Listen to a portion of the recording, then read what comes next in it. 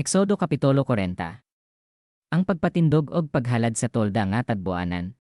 Ang Ginoo miingon kang Moises, sa unang adlaw sa unang bulan ipatindog ang tolda nga tadboanan. Ibutang niini ang sudlanan sa kasabotan nga gisudlan sa napulo ka sugo ug sa limbongi kini sa tabil. Isulod sa tolda ang lamisa ug ibutang ang kahimanan sa ibabaw niini. Isulod usab ang butangan nagsuga ug ipahimutang niini ang mga lamparahan. Ibutang ang halaran nga bulawan nga sunuganan sa insenso diha atubangan sa sudlanan sa kasabotan nga gisudlan sa mga papan nga gisulatan sa napulo ka sugo ug itaod ang tabil sa ganghaan sa tolda. Ibutang ang halaran nga sunuganan sa mga halad nga mananap diha sa atubangan sa tolda nga tadboanan. Ibutang ang hunawanan tunga-tunga sa tolda nga tadboanan ug sa halaran ug sudli kinig tubig. Ipahimutang ang hawanan sa tolda ug itaod ang tabil sa ganghaan sa hawanan. Unya kuha ang lana nga igdidihog ug dihogi ang tolda ug ang tanan nga anaan niini. Sa ingon ini nga paagi ihalad ang tolda ug ang tanang kahimanan aron mahimo kining balaan. Dihogi usab ang halaran nga sunuganan sa mga halad nga mananap ug ang tanang kahimanan niini. Ihalad kining ining paagiha ug mahimo kining balaan sa hinpit. Dihogi ang hunawanan ug ang tungtunganan niini ug ihalad kini, dad-a si Aaron ug ang iyang mga anak ngadto sa ganghaan sa tolda nga tadboanan ug himoa kanila ang seremonya sa paghugas. Ipasulob ni Aaron ang mga sagradong bisti. Dihogi siya glana ug ihalad aron makaalagad siya kanako ingon nga pari. Dad-a usab ang iyang mga anak ug isulob kanila ang mga bisti. Unya dihogi sila sama sa imong pagdihog sa ilang amahan aron nga mag-alagad sila kanako ingon nga mga pari hangtod sa kahangtoran. Gibuhat ni Moises ang tanan sumala sa gisugo sa Ginoo kanya. Busa sa unang adlaw sa unang bulan sa ikaduhang tuig tapos sila mobiya sa Ehipto gipatindog ang tolda nga tadboanan. Gipatindog ni Moises ang tolda ug gipahilunan niya ang mga sukaranan, ang mga tabla ug gipakabit ang mga balabag ug gitaod ang mga haligi niini.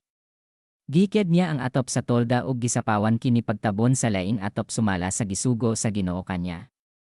Unya gikuha niya ang mga papan nga gisulatan sa napulo ka sugo ug gisulod sa sudlanan sa kasabotan. Gibalhog niya ang mga yayongan diha sa mga argulya sa sudlanan ug gitabonan kini.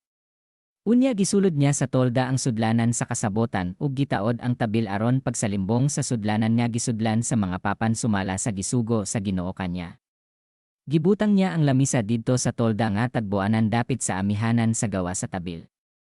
Ug gibutang niya sa maong lamisa ang pan nga gihalad ngadto sa Ginoo sumala sa gisugo sa Ginoo kanya. Gibutang usab niya ang kandelero diha sa tolda nga tadboanan at bang sa lamisa dapit sa habagatan. Gibutang niya ang mga suga sa ibabaw niini sa atubangan sa Ginoo sumala sa gisugo sa Ginoo kanya. Unya gipahimutang niya ang halaran nga bulawan didto sa tolda nga tadboanan atubangan sa tabil. Sa ibabaw niini gisunog niya ang humot nga insenso sumala sa gisugo sa Ginoo kanya. Gitaod niya ang tabil didto sa pultahan sa tolda. Ug gibutang niya ang halaran nga sunuganan sa mga halad nga mananap didto sa pultahan sa tolda. Sa ibabaw niini gihalad niya ang mga halad nga sunugon ingon man ang halad nga uhay sumala sa gisugo sa Ginoo kanya. Gibutang usab niya ang hunawanan nga planggana sa tunga-tunga sa tolda ug sa halaran ug gisudlan niya kinig tubig aron magamit sa pagpanghugas. Si Moises, si Aaron ug ang iyang mga anak manghugas sa ilang mga kamot ug tiil inigsulod nila sa tolda nga tadboanan o inigadto nila sa halaran sumala sa gisugo sa Ginoo kang Moises. Unya gipahimutang niya ang hawanan nga naglibot sa tolda ug sa halaran ug gitaod niya ang tabil sa pultahan sa hawanan. Ug natapos gayud ni Moises ang tanang buluhaton. Ang panganod ibabaw sa tolda nga tadboanan, unya mitabon sa tolda nga tadboanan ang panganod og napuno sa himaya sa Ginoo ang tolda. Si Moises wala makasulod sa tolda nga tadboanan kay naputos man kini sa panganod og napuno man ang tolda sa himaya sa Ginoo. Mobalhin lamang pagkampo ang mga Israelita kon mopahawa na ang panganod gikan sa tolda. Kon dili mo pahawa ang panganod, dili sila mobalhin pagkampo. Ang panganod nga nagsimbolo sa presensya sa Ginoo nagpabilin panahon sa adlaw ibabaw sa tolda ug nagdilaab kini daw kalayo panahon sa gabi. Makita kini sa tanang katawan sa Israel sa tanang higayon sa ilang pagbalhin-balhin ug kampo.